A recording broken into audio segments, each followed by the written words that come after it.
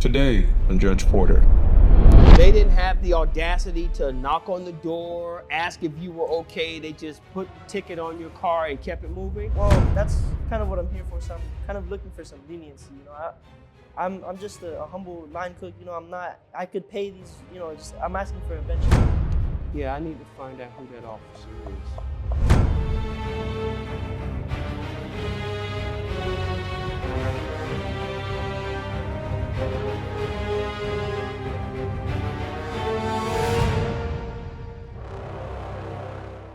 Case number 0982, Manuel Gonzalez versus Mango Park.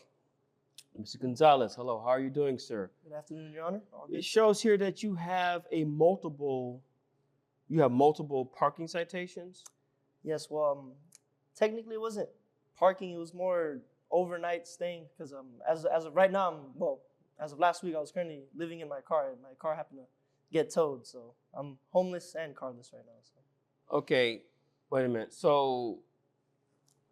Were you living out of your car? Yes, Your Honor. Okay. How long have you been living out of your car? About 2 weeks. They raised my rent, and those nice apartments there in City Cypress. They raised my rent a little bit, so I've been having to thug it out in the car. So your rent got raised. Yes, you couldn't afford it, and you stayed in your car until you had a better living situation. And is what I'm understanding? Yeah, as of right now, I'm kind of couch hopping, but that's where I'm at right now, sir. Did you get parking citations while you were in your car sleeping? Yeah, actually, I had woken up to them. It's kind of a bad wake-up call. Seeing you just a few tickets on. Wait a minute. Hold on. You were in the car. Yes, Your Honor. And they gave you the parking citation. I was cramped up in the back seat. Yes, sir. They didn't have the audacity to knock on the door, ask if you were okay. They just put the ticket on your car and kept it moving?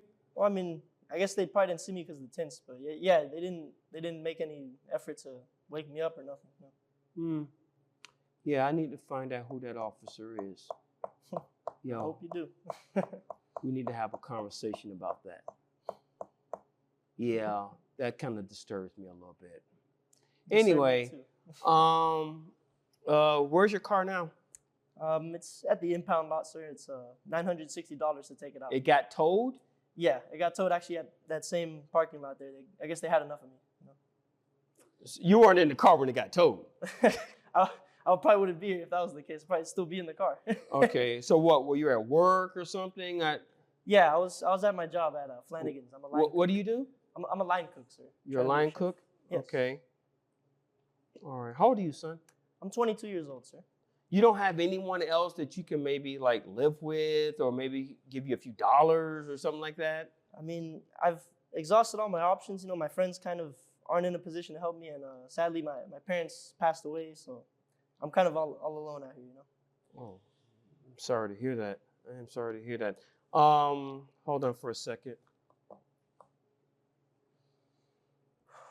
$960 to get your car out of the pound. Are you aware of that? Yes, Your Honor. $960? Yes, sir. Okay, and you're also aware of the parking citations that you have. Mr. Gonzalez, let me ask you a question. Why are you here to pay these tickets right now? Well, that's kind of what I'm here for. So I'm kind of looking for some leniency. I'm just a humble line cook. I could pay these. I'm asking for eventually. Maybe like a $40, $50 payment plan, something of that ballpark. Cause I just need. You know what? I'm going to be honest with you about something.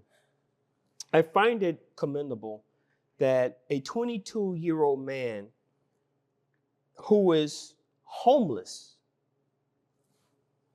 can find it in himself to still come to court wearing a suit and tie. Yeah. You're wearing a suit and tie. We've had people come to this courtroom, t-shirt, shorts, flip-flops. Remember that, the bikini? I am not exaggerating. We had to send her home. She came in this courtroom with a bikini on. I wish I was the jury that day. No, because I gave her an earful. But what I am saying is this. You still have enough respect to give your very best impression before the court system. And sometimes we have situations that are beyond our control. No matter how hard we try, we can't get a break. We can't, like my grandmother used to say, I can't win for losing, okay? And I appreciate the fact that you came to court. You didn't come to court saying, hey, can you throw these out? You said, you know what? I will pay what I can pay. This is what I know I can pay. Can the courts help me? Of course. And that shows a level of responsibility. Yeah, Okay, you're not asking for a handout. Yeah, of course. You're being a responsible young man. Okay. Are you going to school? Yes, sir. I attend Mango Park Community College. What are you studying? I'm in the culinary. Culinary. Yeah. So this line cook that you're doing now is just learning how to. Yeah, it's kind of like my first. So step, you know? line cook, sous chef, one day executive chef, one day having your own restaurant. That's the plan. Goal, sir. Yes, sir. Okay, I'm a vegetarian, but when you get your own place, hey, I guarantee if it's here in Mango Park, I can work with that, sir. Don't worry. I will be there. I got you. Vegan, vegetarian, anything. I will be there. Shit, anything but cannibal. I got you. You're impressing me right now. You are really impressing me, and I am sorry that you don't have the luxury of having your parents around at such a young age. That's devastating. I still have my mother, and I'm in my 50s. But this is what I'm going to do. I am not going to grant you the $50 leniency. I'm not going to give you that. I am sorry about that. I understand, Your Honor. So as far as those parking citations, I guess the court's just going to have to throw those out.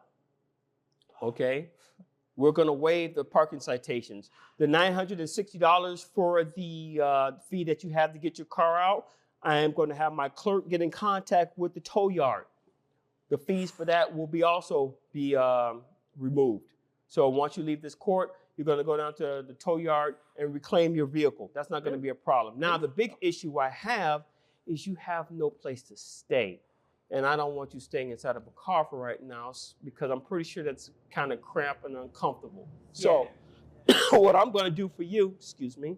All right, sir.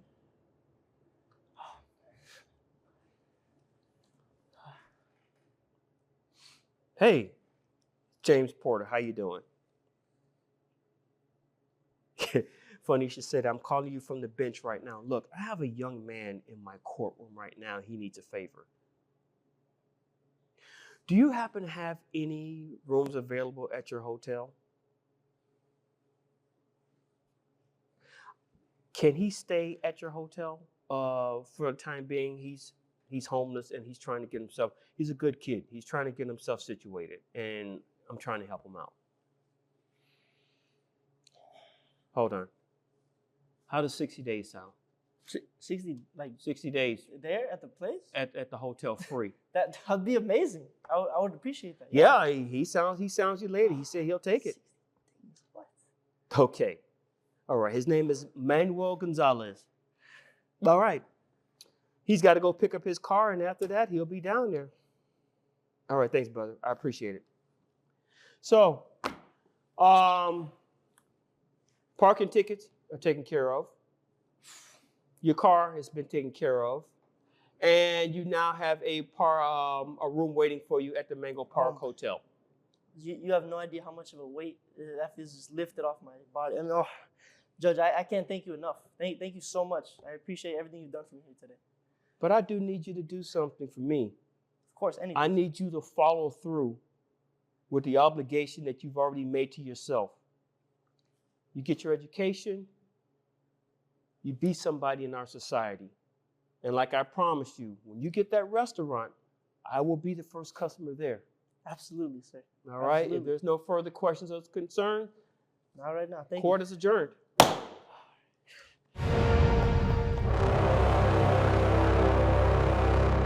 I mean, I owe my entire life to Judge Porter. I mean, he really saved me with this one. I thought I was gonna, have to go back to, somewhere else, but I really couldn't believe he even gave me a house to stay in for 60 days. I mean, that's incredible, Thank you so much, Judge Porter.